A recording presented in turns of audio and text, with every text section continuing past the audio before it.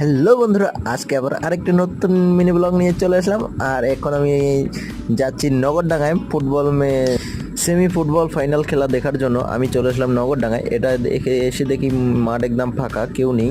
আমি এসেই দেখি আই এম তো অবাক, মাঠে কেউ নেই। খেলা হবে কি হবে না, তারপর একটা বন্ধুর সাথে দেখা হলো। আর এখানে এক দু ট্রফিগুলো ভিডিও করে নিলাম। আর এটা ক্লাবের নাম দেওয়া আছে। আর নেমেই পড়লো দুটি দল, ধামাকাদার খেলা হবে। একদিকে আছে তোমার নগরডাঙ্গা না চাপাডাঙ্গা, আর একদিকে আছে তোমার পলাশমোড়।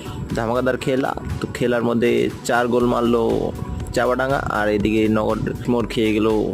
আমার চ্যানেলে নতুন হয়ে থাকলে চ্যানেলটাকে করে দাও সাবস্ক্রাইব। আর এইভাবে আমার মিনি ব্লগ দেখার জন্য তৈরি থাকো। আর এইটা দেখতে পাচ্ছ, এই ছেলেটা নিজে নিজেই একটা গোল মেরে দিছে, তবুও দেখো কি হাসছে ছাগলের মতো।